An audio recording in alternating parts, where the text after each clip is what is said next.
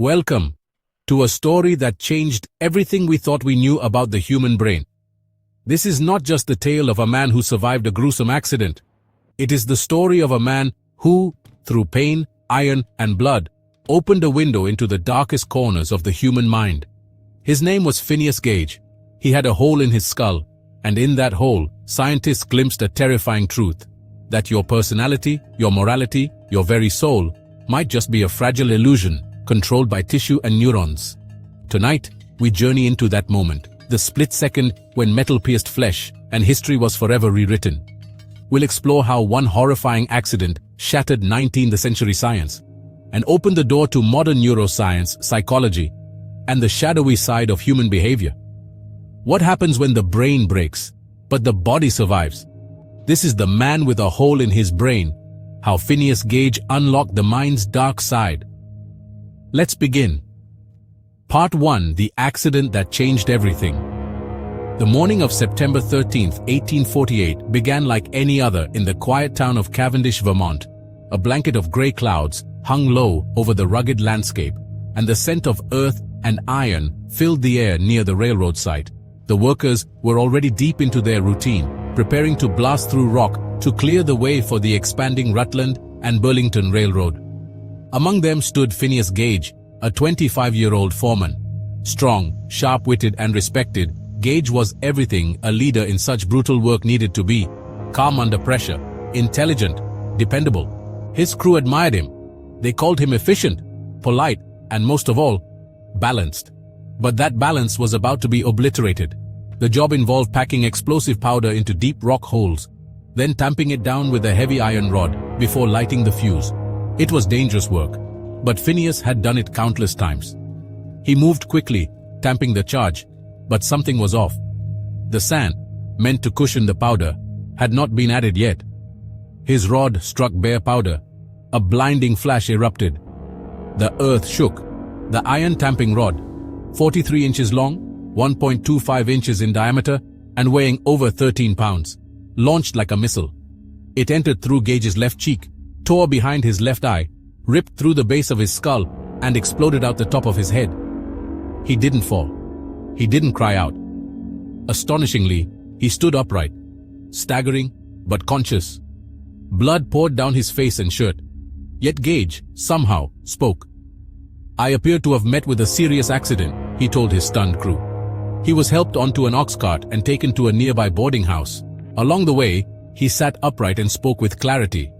When Dr. John Martin Harlow arrived to treat him, Gage was awake, alert, even conversational.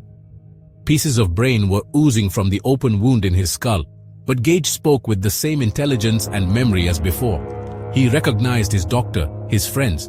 He told the story of the accident. To many, it seemed like a miracle, but something deeper had changed. Something invisible, silent, and far more permanent. In the following days, Gage's physical wounds began to heal. But his behavior began to shift, subtly at first, then alarmingly. The calm, kind, disciplined man began swearing uncontrollably, making vulgar jokes, and lashing out in fits of temper. He ignored social norms, insulted his friends, and struggled to hold attention. He became impatient, impulsive, and easily distracted. Where once there was logic and charm, now lived irritability and cruelty. His employers fired him, friends abandoned him, and Dr. Harlow, observing all of it, wrote the now famous line: "Gage was no longer Gage." The transformation was as shocking as the accident itself. At the time, 19th century science had only a faint understanding of how the brain worked. Many believed the soul lived independently of the body. That reason, morality, and character were unchangeable qualities of the spirit. But Gage's case shattered those illusions. For the first time, it was clear that trauma to the brain could change personality completely. Modern neuroscience would later confirm what Gage's doctors could only suspect. The iron rod had passed directly through his left frontal lobe, the very part of the brain that governs decision-making, emotional regulation, and impulse control. This was not just a head injury, it was a personality lobotomy. And yet, Gage had survived. He became living proof that the mind was rooted in flesh, that the self could be altered, broken, and rebuilt. It is unsettling to consider that morality, empathy, self-restraint, could be just the product of neural wiring. That something as simple as a piece of metal, striking at the wrong angle, could flip the switch between kindness and cruelty. Imagine going to sleep tonight the person you've always been, gentle, thoughtful, reasonable, then waking up tomorrow a stranger to yourself, to your family, to everything you once valued, not because of choice, but because your brain was altered. That was Phineas Gage. As the weeks turned into months, Gage tried to rebuild his life. He carried the very iron rod that maimed him, like a personal relic. Some say it never left his side. Others say he showed it off to strangers. His way of reminding the world, I lived through the impossible. But the old Gage, the careful man, the trusted leader, never came back. He wandered from job to job. At one point, he even joined a traveling show, displaying his stamping iron and the hole in his skull for curious audiences. People came to marvel at the man who had stared death in the face and survived. But they also came to witness the man who had lost something they couldn't see. He eventually found work in Chile as a stagecoach driver. It was physically demanding work that required stamina, planning, and memory. Some experts believe his brain began to recover during these years, rebuilding lost functions, forging new neural pathways. But even then, he was never quite the same. He died in 1860, 12 years after the accident, from complications related to the seizures that had plagued him in his final months. After his death, his skull and iron rod were preserved and later donated to Harvard Medical School. They remain there today, a morbid yet powerful symbol of the mind's fragility. People stare into the cavity where the iron rod once passed, trying to imagine the pain, the survival, and the strange new man who emerged from that moment. But Gage's story is more than medical curiosity. It raised questions still debated in labs and classrooms today. Are we more than biology? If damage to the brain can erase empathy, where does responsibility lie? If the frontal lobe holds the reins of morality, what happens when it's severed? The case of Phineas Gage would go on to inspire early neurosurgeons, psychologists, and philosophers. It would shape theories about criminal behavior, spark the development of lobotomies in the early 20th century, and become a foundational case in brain science textbooks for generations. All because a man, on an ordinary day, stood above a rock bed with an iron rod and found himself transformed in a single second. This was not a story about death. It was a story about a new kind of life. A life where the line between self and science blurred. A life where the mind's dark side was exposed. Part 2. Gage's physiological legacy. They thought it was over when he died. 12 years after the accident, Phineas Gage passed away in California, far from the rocky hills of Vermont, where an iron rod had once torn through his skull and rewritten the boundaries of neuroscience. He died quietly, the seizures consuming him in the final weeks. To many, his story should have ended there, with a damaged man who had simply outlived a miracle. But that wasn't the end. It wasn't even close. Phineas Gage was about to become more powerful in death than he ever was in life. Long after he was buried, long after his family mourned and moved on, scientists, philosophers, and doctors began digging into his case, not to honor him, but to study him. Gage became a puzzle, a mystery no one could ignore. A man whose story held the key to understanding one of humanity's most disturbing truths, that personality is not fixed, it is fragile. In 1866, Gage's body was exhumed.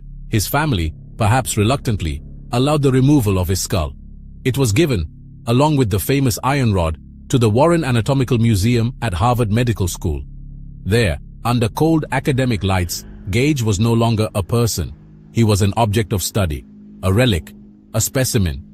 Researchers traced the path of the rod again and again, mapping the trajectory, speculating about the damage, measuring every fracture. But the fascination was not with bone, it was with what had been lost, what had changed. The mind, after all, left no fossil, and yet everyone agreed. Something vital had died that day in Vermont, not Gage's body, but his essence. Before Gage, the human brain was still largely a mystery. It was studied, certainly, but with little understanding of how its parts connected to behavior. People believed that personality, conscience, and morality came from the soul, or perhaps from the heart. The brain was seen as a thinking machine, not a moral compass. But Phineas Gage shattered that belief. He was undeniable evidence that you could injure the brain and kill the self. It wasn't just about losing memory or motor function. It was about losing restraint, losing decency, losing the very things that make us human. And this terrified people. What if our sense of right and wrong was just a trick of biology? What if ethics and kindness were nothing more than chemical balances in a fragile organ? Could it be that we were all just one accident away from becoming monsters? These were not philosophical questions anymore. They were real. Gage's story triggered a surge of interest in the brain's frontal lobes, those mysterious regions just behind the forehead that had long been ignored. But now, they were seen as the guardians of behavior, the seat of personality, the keepers of impulse and judgment. In a world that was quickly shifting from faith to science, the idea that morality could be mapped to gray matter was both thrilling and horrifying. Doctors began conducting more detailed autopsies. Psychologists, a newly emerging field, referenced Gage in lectures and journals. And slowly, the scientific world began to realize the brain was not just a place of thought, it was the place of the self. Decades passed. The 20th century arrived. Wars were fought, empires fell, but Gage endured. His skull remained in its glass case, quietly influencing everything from surgical practices to courtroom debates. He became the first in a long line of human experiments, not by choice, but by fate. By the 1930s and 40s, neurologists had started experimenting with procedures that would go down in infamy. Lobotomy, a surgical operation that involved severing connections in the brain's frontal lobe, was hailed as a miracle cure for everything from schizophrenia to depression. And though it would later be condemned as barbaric, at the time it seemed inspired. After all, Phineas Gage had survived his own accidental lobotomy and lived. Was it possible, some wondered, to control behavior surgically? They began cutting. Across the US and Europe, tens of thousands of patients underwent lobotomies. Some improved, briefly, many did not. Families were torn apart, personalities were erased. And yet, in the scientific papers of the time, Phineas Gage's name continued to appear, like a ghost in the footnotes, silently justifying the descent into this dark chapter of medicine. But Phineas had never asked to be a pioneer. He never chose to be the poster child of experimental brain science. He was a man with a job, a life, and a future, until fate drove iron through his skull and turned him into a warning. Still, his influence didn't stop there. By the 1960s, with the lobotomy era fading, researchers turned their attention to mapping the brain. Electroencephalography, brain scans, cognitive testing, all of it drew from the foundation laid by Gage's case. Every time a psychologist asked whether aggression, empathy, or impulse could be localized, Gage was in the background. Every time a neurologist linked a crime to frontal lobe damage, they invoked his name. But while science embraced his legacy, the public began to wrestle with a darker question. If brain injury could make a man cruel, could it also make him innocent? It was no longer theoretical. Criminals on trial began to claim diminished responsibility due to brain trauma. CT scans were introduced as evidence. Jurors were asked to consider not just actions, but wiring. And slowly, morality itself became flexible. What is guilt if the brain is broken? What is evil if impulse is unchecked? In this way, Phineas Gage became more than a man.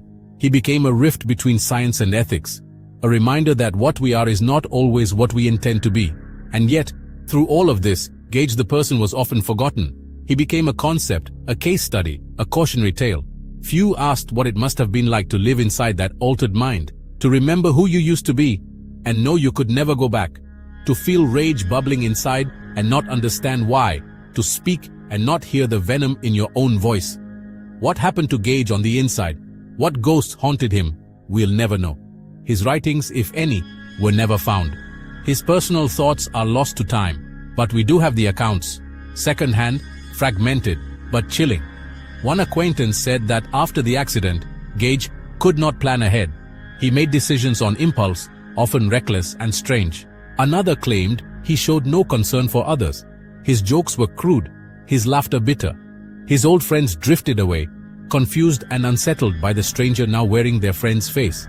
He moved to South America, perhaps hoping for anonymity. He found work as a stagecoach driver in Chile, guiding passengers through the harsh terrain. It was hard work, requiring focus and endurance. Some researchers believe it helped him recover cognitive function. That, through sheer repetition and willpower, he rebuilt part of what was lost. But no one could say if the old Phineas ever truly returned. He came back to the United States in 1859, just a year before his death. He was tired, thin, and plagued by seizures. The fire in him had dimmed, and though he tried to reconnect with his family, the damage, neurological and emotional, was done. He died at the age of 36. Today, the iron rod and skull remain on display, cold, silent, and yet still screaming. Tourists pass by them in glass cases, reading the plaque, marveling at the survival. But few stop to ask the deeper question: what did it feel like to lose control of yourself? To be conscious, aware, and unable to stop the unraveling. That is the true horror of Phineas Gage. Not the blood, not the bone, but the quiet terror of identity slipping through your fingers. His story challenges us still. What if the self is a delicate equation? What if love, patience, kindness, empathy are all just neurons firing correctly? What if one misfire, one accident, one blow to the skull is all it takes to change you forever? Gage may have died in 1860, but his legacy lives in every courtroom, every neurology lab, every philosophical debate about the nature of the soul. He was the man who showed us that we are not separate from our brains, that our morality is not eternal, that the line between man and monster may be thinner than we like to admit. His was a life cut in half, not by death but by revelation. And in that hole in his brain, we found the dark side of our own. The sun had set by the time Phineas Gage's family was told of his accident. News of the explosion and the miracle spread like wildfire. A man impaled by an iron rod, and yet walking, speaking, even joking. People spoke of it in hushed tones, as though it defied natural law. But for Phineas, the worst was yet to come. Though the initial trauma seemed to be survivable, the subtle unraveling of his personality would be the true tragedy. He was no longer the Phineas they knew.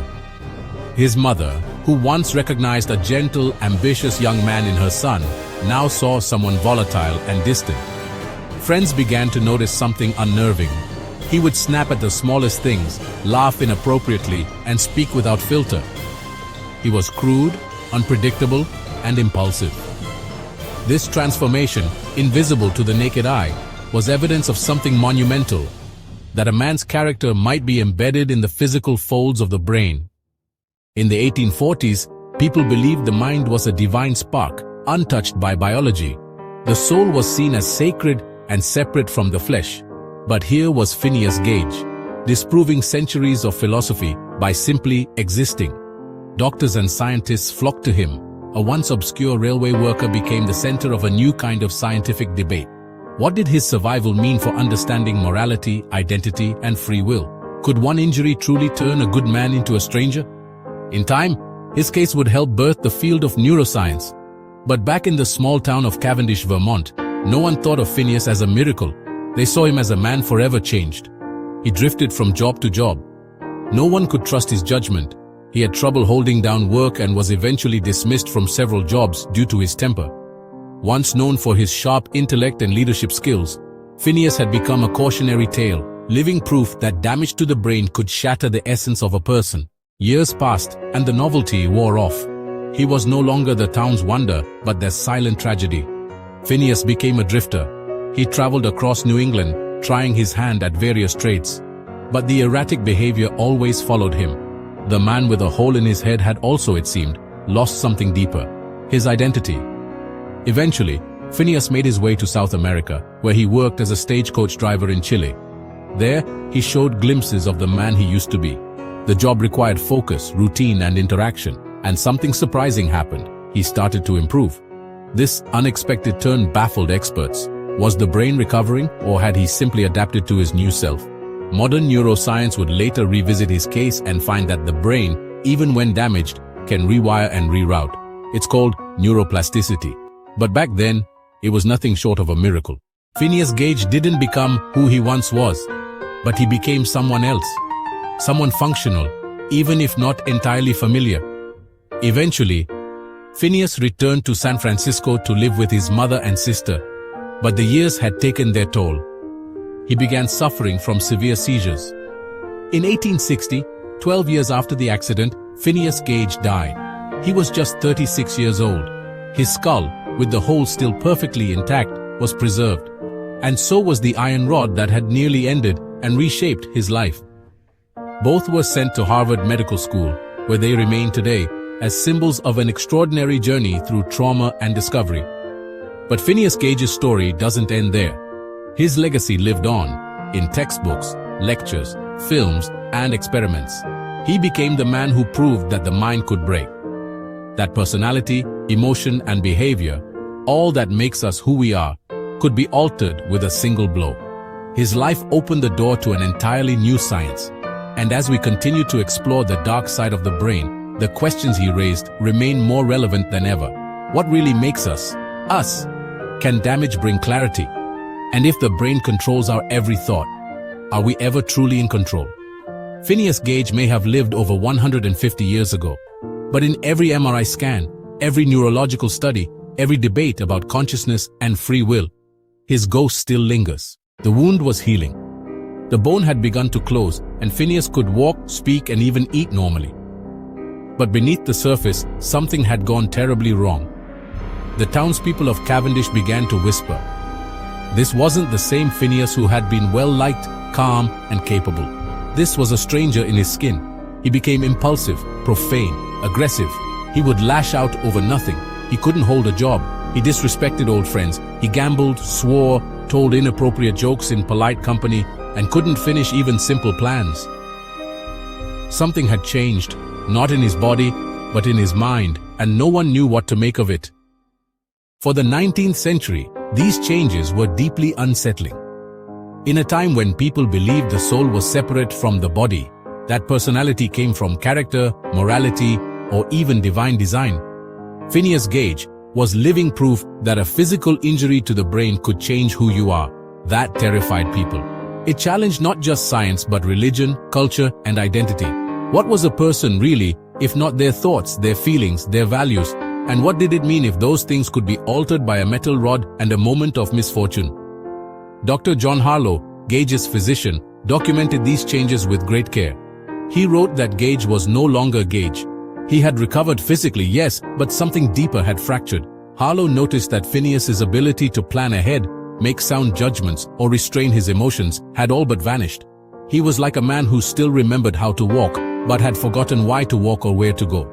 Modern scientists now understand this as a classic case of frontal lobe damage, specifically injury to the ventromedial prefrontal cortex, a region deeply involved in decision-making, emotional regulation, and moral reasoning. But in 1848, no such maps existed. Gage's transformation was like discovering a hidden switchboard in the human head, with wires that controlled not just movement, but the self. And this wasn't just about medicine. The implications rippled out into law, ethics, and society. If a man's behavior changed because of a brain injury, was he still morally responsible? Could he be punished for crimes? Was he the same person? In the years following the accident, Phineas's life took a strange and wandering turn. He could no longer work on the railroad. He drifted from job to job. At one point, he joined a traveling show where he displayed his scar and the iron rod that had passed through his skull. He became a living exhibit, a medical marvel, a sideshow curiosity, a man whose mind had been tampered with by fate. One job he held briefly was as a stagecoach driver in Chile, where he reportedly managed teams of horses and schedules, a task that suggests his brain may have slowly adapted and recovered some function. This raised more questions. Could the brain heal itself? Could a shattered mind, like broken bone, find a way to rebuild? The science of the time had no answers, but the questions Gage raised were too big to ignore. Decades later, as brain science advanced, researchers returned to his case. Using preserved skull measurements and 3D models, neurologists were able to map exactly what part of Gage's brain had been destroyed. The damage was precise and devastating. The rod had passed through the areas responsible for emotional insight, impulse control, and understanding consequences. His memory and intelligence were largely untouched, but the core of what made him Phineas had been scrambled. He wasn't stupid or mad. He was altered. And in that change, science found a key. Through Gage, researchers began to understand localization of brain function, the idea that different parts of the brain have different roles. It shattered the old myth of the brain as a single, undivided lump. Suddenly, the mind had structure. Areas could be mapped, studied, and perhaps even repaired. By the late 20th century, Gage had become a case study in virtually every psychology and neuroscience textbook in the world. He was the man who proved personality lived in the brain. He had unknowingly ushered in a revolution in how we understand human behavior, mental illness, criminality, and identity. But despite his fame in science, his personal life remained tragic. He was never truly accepted again. Friends avoided him. He struggled with poverty, isolation, and erratic behavior. He died at the age of 36, nearly 12 years after the accident, from epileptic seizures believed to be related to his brain injury. His skull and the iron rod were preserved and placed in Harvard's Medical Museum, where they remain to this day. Not as a curiosity, but as evidence of how fragile and how mysterious the human mind can be. Even now, standing before that skull, people feel chills. They realize they are not looking at a victim, or a monster, or a miracle. They are looking at a mirror. Because Gage's story is a reminder, our minds, our very selves, are not as fixed or protected as we like to believe. One slip, one rod, one twist of fate, and everything changes. Part 5. The story of Phineas Gage by now had become a legend, not just in medical circles, but also in the growing fields of psychology, neuroscience, and even philosophy. But what happened after the accident? What became of the man who had survived the impossible, who had become a living experiment in human identity? Phineas Gage didn't die on that fateful day in 1848. Instead, he lived for another 12 years. But those years were anything but normal. After the explosion that sent a 3.5-foot iron rod through his skull, Phineas's life changed, not just in the physical sense, but in the very way he was perceived by the people around him, and perhaps even in how he saw himself. After his initial recovery, Phineas found it difficult to return to his job as a railroad foreman. His previous employers, who had once considered him reliable, diligent, and competent, no longer saw him as the same man. The reports described him as impulsive, rude, and unpredictable. This shift in behavior was unsettling to the scientific minds of the time because it suggested a deeply uncomfortable idea that a man's personality, even his morality, could be altered by physical damage to the brain. The 19th century world wasn't quite ready to deal with this. At the time, many believed that human nature was guided by the soul, by an unchangeable essence that was independent of flesh and blood. But Phineas Gage defied that notion. He was living proof that altering the brain could alter the man. Because he could no longer work in his previous position, Phineas began seeking employment elsewhere. For a time, he exhibited himself in circuses and lecture halls, essentially turning himself into a public curiosity. He traveled with the very iron rod that had nearly killed him, showing it off like a grim trophy of fate. Some accounts say he worked briefly as a stagecoach driver in Chile, where he demonstrated a remarkable ability to handle complex tasks again, hinting that the brain's capacity to heal and rewire itself, what we now call neuroplasticity, might have been at play. Eventually, Phineas returned to his family in California, where his health began to deteriorate. In 1860, he began suffering from seizures. They became more frequent and severe, and on May 21st of that year, 12 years after his accident, Phineas Gage passed away at the age of 36. But the story didn't end there.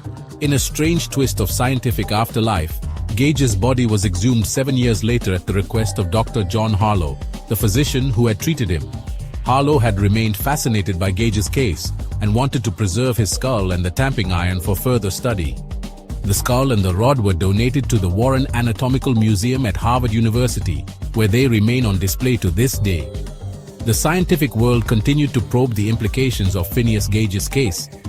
Over the decades, neurologists and psychologists referenced him as a milestone, a turning point in our understanding of how the brain shapes who we are.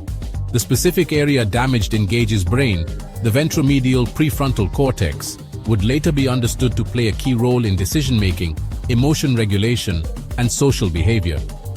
Damage to this area in modern patients has shown remarkably similar effects: loss of empathy, poor judgment, impulsivity, and changes in personality. In this way, Gage's tragic accident became the cornerstone of an entirely new way of thinking about the brain. He was no longer just a railroad worker who got unlucky. He was the first documented case proving that brain injury could fundamentally alter the very core of a person's identity.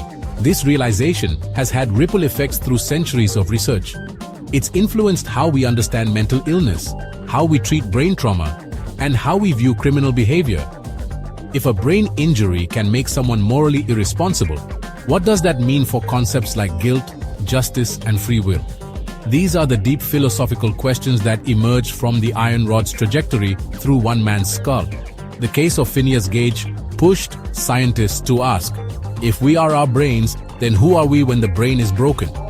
Today, modern technology allows us to peer into the brain in ways unthinkable in Gage's time. MRI scans, brain mapping, and artificial intelligence all help researchers decode the intricacies of thought and personality. But despite all our progress, the basic mystery remains, because at its heart, the story of Phineas Gage is more than a historical anecdote. It's a mirror, a reminder that the boundary between order and chaos, reason and impulse, civility and darkness is frighteningly thin. What happened to Phineas could happen to anyone. A car crash, a stroke, a tumor, anything that damages the brain can change who we are. That's the chilling legacy of Gage's story. It's not just about a man with a hole in his head. It's about the terrifying fragility of identity itself. And yet, there's also something awe-inspiring here. Because despite the horror, despite the loss, despite being written off by society, Phineas Gage lived, he traveled, he adapted. In his final years, he showed signs of recovery, of regaining functionality, of reclaiming some part of who he was. His brain tried to heal. That's not just science, it's human resilience. In the end, Phineas Gage became more than a case study. He became a symbol. A haunting one, yes, but also a deeply human one. His story reminds us that we are not unchangeable, immortal souls untouched by biology. We are shaped, molded, and sometimes broken by the gray matter behind our eyes. But we are also capable of surviving the unimaginable. Phineas Gage didn't just unlock the dark side of the mind. He showed us its depth, its complexity, and its incredible will to endure. And so, as the dust settled on the railroad tracks and the smoke of 19th century industry curled into the skies above Vermont, the story of one man, one iron rod, and one shattered skull continued to echo through the halls of neuroscience. Phineas Gage didn't just survive a horrifying accident, he became a doorway into something deeper. A fracture in his skull became a fracture in our understanding of the human mind.